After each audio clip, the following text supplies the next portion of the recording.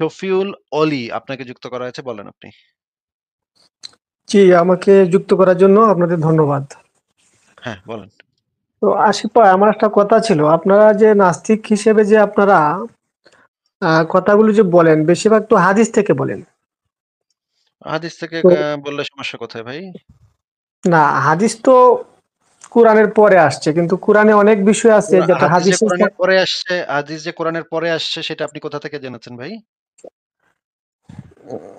সেটা হয়তো rare case, হয়তো রেয়ার হাদিস না, না আপনাকে লেখা যেটা হয়েছিল। ভাই জিজ্ঞেস করেছি যেটা সেটার স্পেসিফিক উত্তর দেন। হাদিস যে কোরআনের পরে এসেছে বা পরে লিখিত হয়েছে, এটা তো কোরআনের কোথাও লেখা নাই। তাহলে এটা আপনি জানছেন কোথা থেকে? কোরআনের লেখা নাই, ঠিক আছে, আমরা তো আপনার ইয়ে থেকে ভাই পাইছি, আপনাকে হাদিস স্পেসিফিক যেটা সংকলন প্রশ্ন ইতিহাস। করছি ভাই প্রশ্ন যেটা করছি স্পেসিফিক উত্তর দেন। কোথা থেকে জেনেছেন? কোন বই থেকে জেনেছেন যে হাদিস কোরআনের পরে আসছে? এটা কোন বই? বইয়ের নামটা বলেন। আমরা হয়তো স্পেসিফিক বলতে পারবো না, হাদিসই পেয়েছি যে নবীজি হাদিস লিখতে নিষেধ করছেন, ঠিক এইটা আছে। তো আপনাকে জিজ্ঞেস করিনি। আমি যখন জিজ্ঞেস করব যে নবী হাদিস লিখতে নিষেধ করছে নাকি নিষেধ করেনি তখন আপনি এই উত্তর দিবেন। যেই স্পেসিফিক প্রশ্ন করছি, শফিউল অলি ভাই, জি যেই জি। স্পেসিফিক প্রশ্ন করছি শুধুমাত্র অন্য কোনো প্রশ্নের উত্তর না দিয়ে আপনি আজকে কি দিয়ে খাইছেন, ভাত খাইছেন, কয়ডায়, কি দিয়ে খাইছেন, লবণ দিয়েছেন কতটুকু এগুলো আমি জিজ্ঞেস করিনি ভাই। জিজ্ঞেস করছি যে হাদিস যে কোরআনের পরে লিখিত হয়েছে, এই তথ্যটা আপনি কোন বই থেকে জেনেছেন? সেটা তো আসলে স্পেসিফিক বলতে পারবো না, কিন্তু আমরা হাদিস সংকলনের ওমা! ইতিহাস থেকে না, না, পেয়েছি, না, না, এটা না, তো এটা অনেকেই এট রাখছেন। এটা আপনি তো কোরআন ছাড়া আর কিছু মানেন না, তাই না? তাইলে কোরআনে তো এটা লেখা নাই যে হাদিস লিখিত হয়েছে কোরআনের পরে। এটা তো কোরআনে লেখা নাই। তাইলে কোরআন ছাড়া যদি আপনি কিছু না মানেন, তাইলে এই কথাটা আপনি পাইলেন কোথায় ভাই? যে হাদিস লিখিত হয়েছে কোরআনের পরে। এই কথাটা আপনি এই কথাটা তো কোরআনের কোথাও লেখা নাই। তাইলে আপনি এটা না, পাইলেন তা কোথায়? বটে, তা বটে, কিন্তু কোরআনে তো তাইলে সবকিছু আপনি তো লেখা নাই। আপনি না আপনি তো তাইলে কোরআন ছাড়া তো কিছু মানেন না আপনি। আপনার কথা শুনেই তো আমি বুঝছি আপনি আহলে কোরআন। কোরআন ছাড়া তো আপনি কিছু মানেন না ভাই। তাইলে এই কথাটা মানলেন কেন ভাই? এই কথাটার সোর্স কি? তাইলে সেটার সোর্স দেখান তো একটু।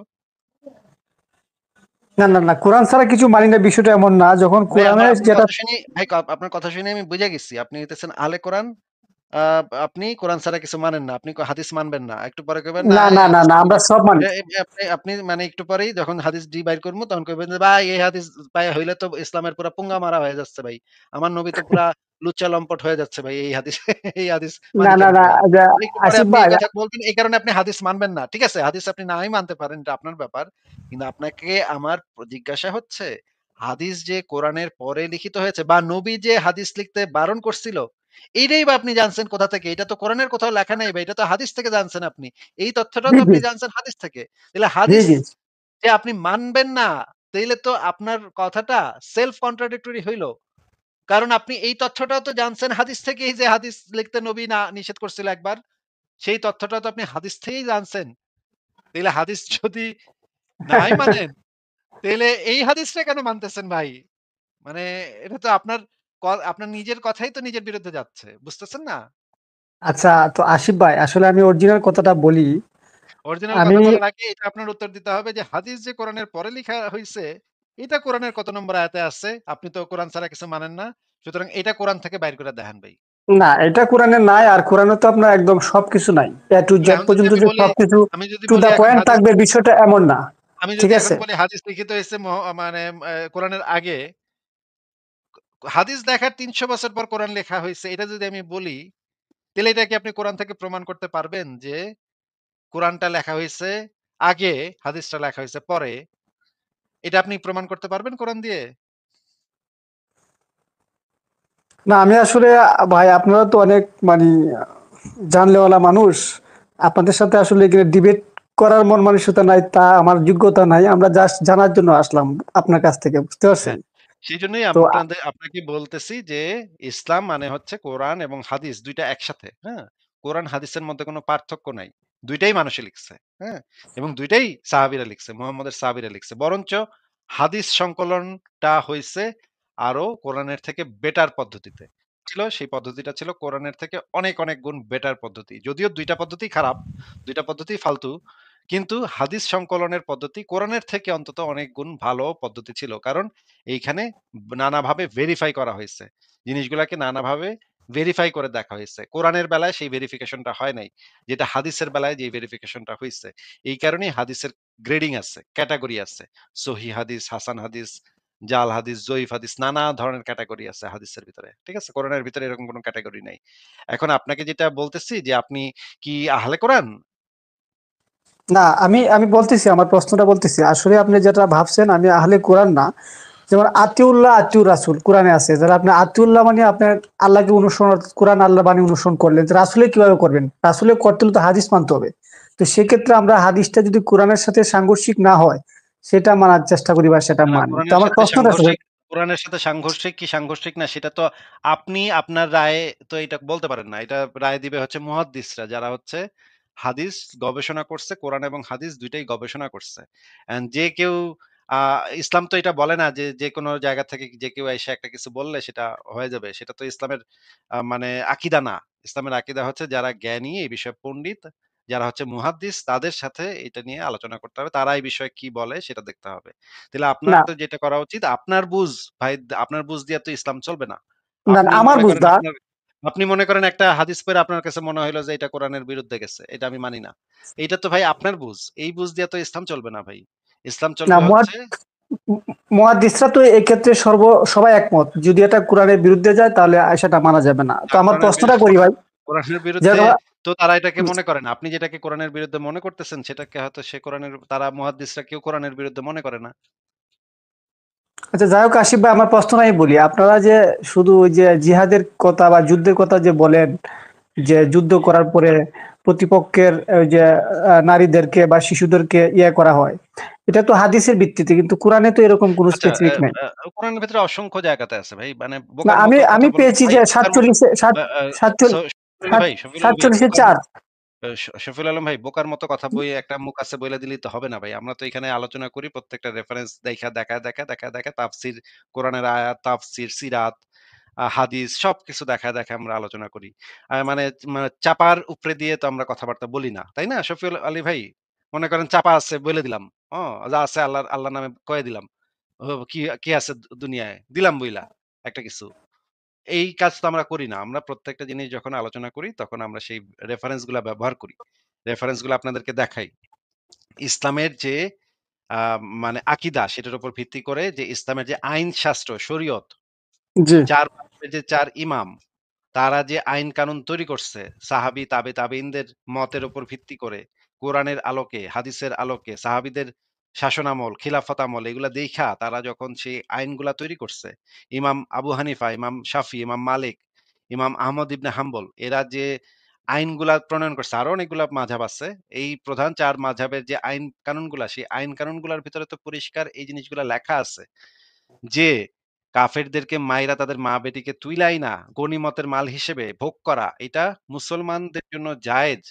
এটা তো ভাই আমরা বানায় বলতেছি না। আমরা তো সেই না, দলিলগুলা আমি বলতেছি যে কোরআনের কোনো রেফারেন্স এটা আছে কিনা, আমি সেটা বলতেছি আর কি। অবশ্যই কোরআনে এটা ভাই সংশয়.com একটু ঢুকেন, ঢুকে দেখেন। ওইখানে অসংখ্য রেফারেন্স দেয়া আছে। কোরআনে আছে, তাফসিরে আছে, হাদিসে আছে, সিরাতে আছে, ফিকহ শাস্ত্রে আছে।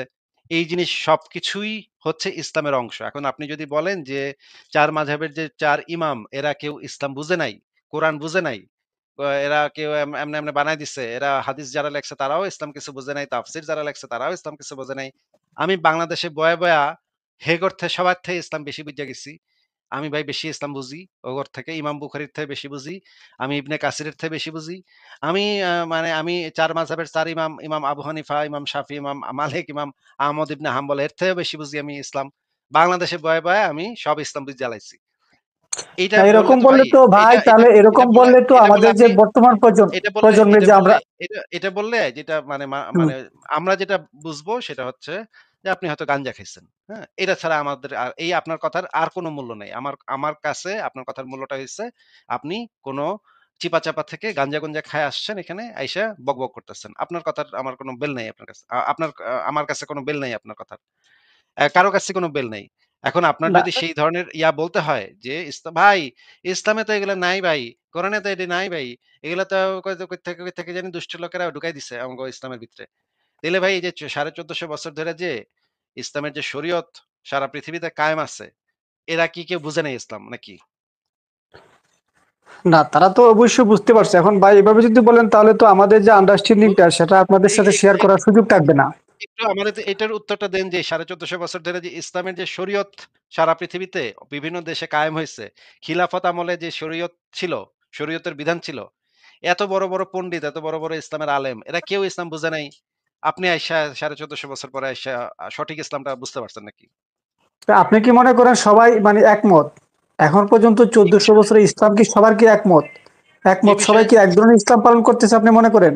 তাহলে তো সবাই ইসলাম সুন্নি, ওয়াহাবি সবাই ইসলাম পালন করতেছে কি করতেছে না সেইটা তো আমার দেখার দরকার নেই। আমার দেখার দরকার হচ্ছে যে ইসলামের যে মেইনস্ট্রিম মনে হ্যাঁ, করেন আল আজহার বিশ্ববিদ্যালয়, মদিনা বিশ্ববিদ্যালয়, যারা হচ্ছে সৌদি আরবের সর্বোচ্চ সালাফি স্কলার যারা, যারা হচ্ছে আ সৌদি স্ট্যান্ডিং কমিটিতে যারা আছে, যারা হচ্ছে গিয়ে সারা পৃথিবীতে যেমন বিন বাজ আ বা এই টাইপের যারা মানে বড় আলেম আছে, এরা তো সারা পৃথিবীর সবচাইতে প্রসিদ্ধ আলেম। তাদের কথা তারা যখন একটা বই লেখে, সেই বইগুলাকে রেফারেন্স হিসেবে ব্যবহার করা যায়। আপনার কথার তো সেখানে কোনো মূল্য নাই ভাই। আপনি যতই না, ইচ্ছা আমি করে আমি ভাই আপনি ভুল চিল্লাপাল্লা বুঝতেছেন। করেন। আমি কোনো রিপ্রেজেন্ট করতেছি না। আমি কোনো ইসলামী স্কলারদেরকে রিপ্রেজেন্ট করতেছি না। আমি একজন সাধারণ মানুষ হিসেবে জানতে চাই।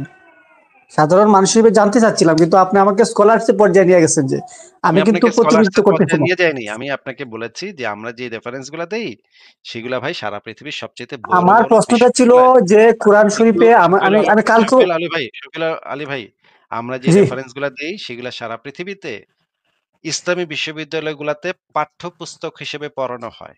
ঠিক আছে? মানে মূল টেক্সট বই হিসেবে পড়ানো হয়। আপনি যদি আইসা হুট করে বলেন, মানে চিপা-চাপা থেকে হুট করে আইসা বলেন যে, "ভাই এই বই না, না, সমস্ত সব ভুল।" হ্যাঁ? ইসলামে এসে দাসী বানাইয়া মানে গনিমতের মাল বানাইয়া কোপাকুপি করা এগুলো নাই ইসলামে। না, ঠিক না। আছে ভাই?